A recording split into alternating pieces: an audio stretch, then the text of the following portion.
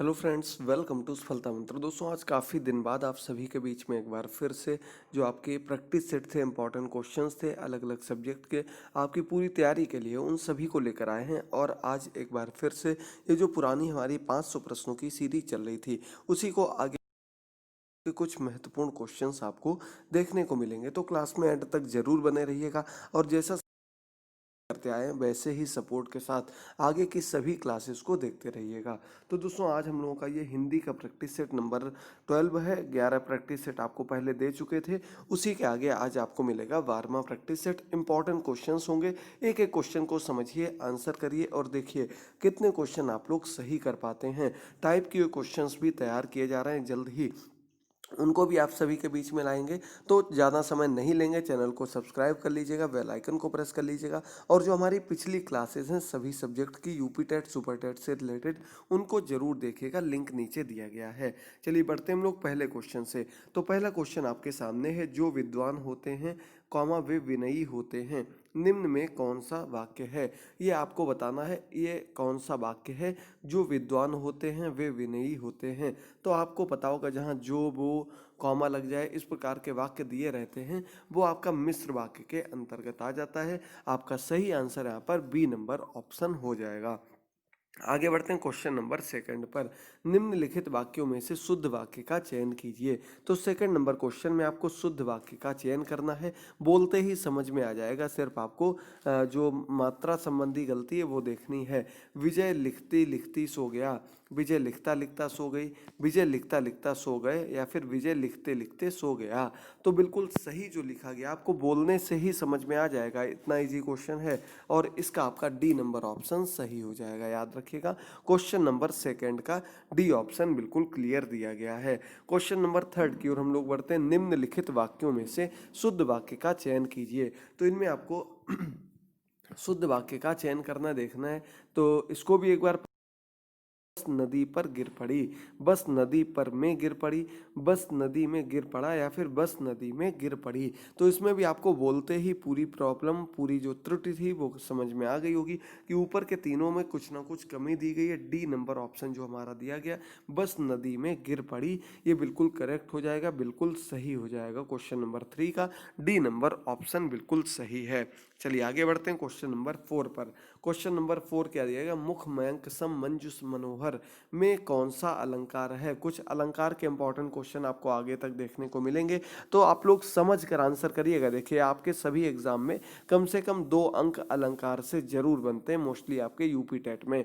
तो मुख मयंक सम मंजुष मनोहर, सम लग गया है, सम सरिस, ये सब जब भी प्रयोग में आ जाए तो समझ लीजिएगा क्या किया जा रहा, समानता, दो चीजों के बीच में समानता बताई जा रही है। और जब समानता की बात आती तो वहां पर अलंकार आपका हो जाता है उपमा अलंकार। बी नंबर ऑप्शन बिल्कुल सही हो जाएगा। याद रखिएगा, सम सरिस ये सभी पद जो होते हैं मुख्य रूप से उपमा अलंकार के अंतर्गत ही दिए रहते हैं। क्वेश्चन नंबर 5, जहां कोई शब्द एक बार प्रयुक्त हो किंतु प्रसंग भेद से उसके एक से अधिक अर्थ हो, वहां कौन सा अलंकार होगा। ये देखिए, पहले क्वेश्चन को समझिएगा, क्या दिया गया है, जहां कोई शब्द एक बार प्रयुक्त हो, यानी कि शब्द तो एक ही बार आया है, लेकिन जहां जहां उसका प्रयोग किया गया, जहां जहां वो प्रसंग में प्रयोग में लाया गया है, वहां पर उसका अर्थ अलग हो रहा है। तो इस प्रकार का जब वाक्य आ जाता वहां पर आपका सही आंसर क्या हो जाएगा, श्लेष अलंकार हो जाएगा। 5 नंबर क्वेश्चन का आपका सही आंसर यहाँ पर हो जाएगा ए नंबर ऑप्शन। याद रखिएगा। चलिए आगे बढ़ते हैं अगले क्वेश्चन पर। क्वेश्चन नंबर 6 आपके सामने दिया गया है।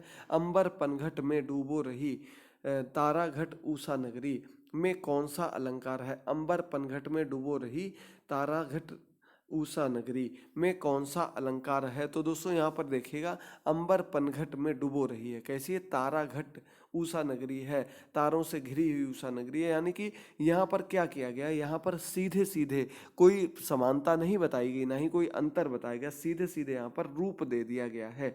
तो जब आपको किसी चीज का रूप दे दिया जाए वहां पर आपका रूपक अलंकार हो जाता है और ए नंबर ऑप्शन यहाँ पर बिल्कुल करेक्ट हो जाएगा। रूपक अलंकार आपको मोस्टली समझ में आ ही जाता है, और जहां पर आपको कोई अलंकार समझ में ना आए वहां आप लोग रूपक अलंकार अगर टिक मार देंगे तो मोस्टली वो आपका सही हो जाता है। क्वेश्चन नंबर 7, या अनुरागी चित्त की गति समझे ना कोई, ज्यों ज्यों बूढ़े श्याम रंग त्यों त्यों उज्जवल होए।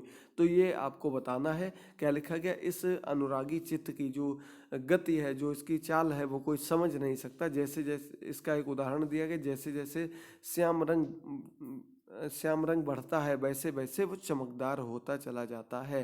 तो यहाँ पर आपका सही आंसर क्या हो जाएगा 7 नंबर क्वेश्चन का, इसका आपका बी नंबर ऑप्शन हो जाएगा। विरोधाभास अलंकार का यहाँ पर प्रयोग किया गया है, याद रखिएगा। चलिए आगे बढ़ते हैं अगले क्वेश्चन पर। कनक कनकते सौगुनी मादकता अधिकाय, उही खाए बहुरात जग इह पाए बहुराय। यहाँ पर आपको बताना है कौन सा अलंकार है। क्वेश्चन नंबर 8 पर जल्दी से बताइएगा। जल्द ही दोबारा से आपकी लाइव क्लासेस भी स्टार्ट कर देंगे और टाइमिंग आपकी वही रात को 9 बजे रहेगी, क्योंकि इस समय सुबह टाइम मिलना थोड़ा मुश्किल हो जाता है, आप लोगों को पता होगा। इस वजह से सुबह की प्रॉब्लम की वजह से शाम की 9 बजे की क्लास जल्द ही फिर से स्टार्ट कर देंगे, नेक्स्ट मंथ से स्टार्ट हो जाएगी। आप लोग अपना सपोर्ट बनाए रखिए, क्लासेस को देखिए। तो यहाँ पर आपको बताना, ये तो बहुत ईजी उदाहरण है, आप लोग छोटी क्लासेस से पढ़ते आ रहे होंगे। एमक अलंकार यहाँ पर बिल्कुल सही आंसर हो जाएगा, बी नंबर ऑप्शन। चलिए आगे बढ़ते हैं 9 नंबर क्वेश्चन पर। रहीमन पानी राखिए बिन पानी सब सून, पानी गए ना उबरे मोती मानुष चून। चलिए बताइए जल्दी से कौन सा अलंकार हो जाएगा। ऊपर अभी बताया था एक शब्द का प्रयोग एक बार हुआ हो, लेकिन अर्थ जब अलग अलग हो जाते हैं, वहाँ कौन सा अलंकार बताया था, श्लेष अलंकार बताया था। पानी देखे एक बार आया है, लेकिन क्या क्या कर दिया, मोती के लिए अलग, मनुष्य के लिए अलग और चूने के लिए अलग प्रकार से प्रयोग में लाया जा रहा है। तो यहाँ पर आपका श्लेष अलंकार होता है, याद रखिएगा। अगला क्वेश्चन, श्रृंगार रस का स्थायी भाव बताना है। क्वेश्चन नंबर 10, छोटे छोटे क्वेश्चन है, जल्दी से देखिए और आगे बढ़िए। तो दोस्तों श्रृंगार रस का स्थायी भाव क्या होता है, रति होता है। यहाँ पर आपका डी नंबर ऑप्शन बिल्कुल करेक्ट हो जाएगा। रति जो होता है श्रृंगार रस का स्थायी भाव होता है। अगला क्वेश्चन, विभत्स रस का स्थायी भाव क्या होता है। स्थायी भाव वो होता है जिससे कि ये पता लगता है इस रस में किस प्रकार के का वर्णन किया गया, किसके बारे में मुख्य रूप से बात की गई है, इसका भाव क्या है। तो विभत्स रस का जो स्थायी भाव होता है जुगुप्सा होता है, घृणा होता है। ए नंबर ऑप्शन यहाँ पर बिल्कुल सही हो जाएगा, जुगुप्सा या फिर घृणा। अगला क्वेश्चन 12 नंबर क्वेश्चन आपके सामने है। भरत मुनि ने कितने रसों की चर्चा अपने नाट्य शास्त्र में की थी। भरत मुनि ने नाट्य शास्त्र के अंतर्गत उनकी बहुत ही प्रसिद्ध रचना है भरत मुनि की नाट्य शास्त्र, इसमें रसों का वर्णन किया है। और इसमें जो इन्होंने कुल रसों की संख्या बताई है वो कितनी बताई है, 8 बताई है। यानी कि यहाँ पर आपका सही आंसर हो जाएगा सी नंबर ऑप्शन, 8 रसों की संख्या बताई है। वैसे कितने रस होते हैं, तो वैसे कुल रस आपको जो पढ़ाए गए 9 होते हैं, कहीं कहीं 10 भी देखने को मिलते हैं, लेकिन मुख्य रूप से रस जो होते हैं वो 9 ही होते हैं। तो यहाँ पर आपको बताना है 8 रस जो हैं कौन से हैं। तो ये आपका भरत मुनि ने 8 रस में आपका जो शांत रस था उस रस को इसमें शामिल नहीं किया, क्योंकि नाट्य शास्त्र मुख्य रूप से नाटक पर वर्णित थी और नाटक में शांत रस का कोई काम नहीं होता है। अगला क्वेश्चन, शोभित कर नवनीत लिए खाली स्थान में कौन सा रस होगा। शोभित कर नवनीत लिए 13 नंबर क्वेश्चन है, चारों ऑप्शंस देखिए और कम से कम समय लेते हुए तुरंत जल्दी से आंसर देते रहिए। तो यहाँ पर दोस्तों आपका वात्सल्य रस होगा, शोभित कर नवनीत लिए। ये आपका वात्सल्य रस, बच्चे का वर्णन किया जा रहा है। तो यहाँ पर आपका जो मुख्य रूप से रस हो जाएगा वो आपका क्या हो जाएगा, वो आपका वात्सल्य रस हो जाएगा, याद रखिएगा। चलिए आगे बढ़ते हैं क्वेश्चन नंबर 14 पर। श्री गुरु चरण सरोज रज निजमन मुकुर सुधार, वर्णव रघुबर विमल जसु जो दायक फल चार। इन पंक्तियों में कौन सा छंद दिया गया है। 14 नंबर क्वेश्चन है, इसमें आपको छंद बताना है। तो सीधे सीधे आपका दोहा छंद हो जाएगा। जब हनुमान चालीसा शुरू की जाती तो शुरू में ये पंक्ति बोली जाती है, ये आपका दोहा छंद के अंतर्गत आ जाएगा। चलिए आगे बढ़ते हैं अगले क्वेश्चन पर। अगला क्वेश्चन क्या दिया गया कि छंद में 6 चरण होते हैं। तो यहाँ आपको बताना कौन सा छंद ऐसा दिया गया जिसमें आपके 6 चरण होते हैं। तो चारों ऑप्शंस में जो सबसे सही है वो आपका ए नंबर ऑप्शन हो जाएगा।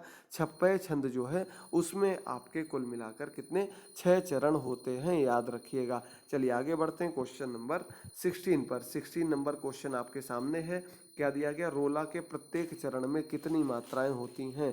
तो रोला के प्रत्येक चरण में मात्राओं की जो संख्या होती है कितनी होती है, तो ये आपका बिल्कुल सही आंसर हो जाएगा यहाँ पर 16 नंबर क्वेश्चन का। देखिए सी नंबर ऑप्शन, 24 मात्राएं होती हैं रोला के प्रत्येक चरण में मिला करके। तो इसमें रोला की संख्या जो होती है 24 होती है। इसका आपका सही ऑप्शन यहाँ पर सी नंबर ऑप्शन हो जाएगा। चलिए आगे बढ़ते हैं अगले क्वेश्चन पर। कुछ मुहावरे दिए गए हैं। 9 2 11 होना मुहावरे का अर्थ बताइए। तो दोस्तों 9 2 11 होने का मतलब क्या होता है? भाग जाना।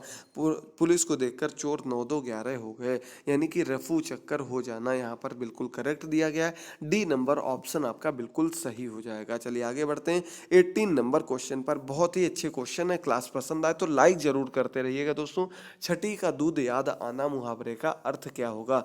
छठी का दूध याद आना, तो इसका सही अर्थ क्या हो जाएगा दोस्तों? छठी का दूध याद आने का अर्थ होता है कि बहुत कष्ट होना। बी नंबर ऑप्शन यहाँ पर बिल्कुल करेक्ट हो जाएगा। छठी का दूध याद आना मुहावरे का अर्थ हो गया बहुत अधिक कष्ट होना। अगला 19 नंबर क्वेश्चन है। कहाँ राजा भोज कहाँ गंगू तेली लोकोक्ति का अर्थ क्या है?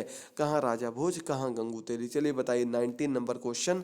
और इसका सबसे जो करेक्ट अर्थ दिया गया है कि बहुत अधिक अंतर होना, यानी कि ए नंबर ऑप्शन आकाश पाताल का अंतर होना। किसी दो चीज़ों की तुलना करने में जब बहुत अधिक अंतर होता है तो वो आपका ये मुहावरा प्रयोग में लोकोक्ति प्रयोग में कहाँ राजा भोज कहाँ गंगू तेली। अब आज का अंतिम क्वेश्चन है दोस्तों 20 नंबर क्वेश्चन।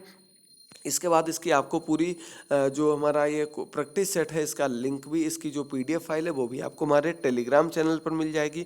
वहाँ से देख सकते हैं। काफ़ी दिन बाद क्लास लाए हैं तो आप लोग सपोर्ट जरूर बनाए रखिएगा। डेली आपको इसी प्रकार से क्लास मिलेगी। कोल्ड की वजह से थोड़ी सी प्रॉब्लम हो रही है, धीरे धीरे वो भी रिजॉल्व हो जाएगी। चलिए देखते हैं सरस्वती पत्रिका के संपादक कौन थे। सरस्वती पत्रिका लगभग आपके 1900 ईस्वी में प्रारंभ की गई थी और इनमें से जो आपके प्रमुख संपादक थे महावीर प्रसाद द्विवेदी थे, जो 1903 में बने थे और 1920 तक इसके प्रमुख संपादक रहे थे सरस्वती पत्रिका के।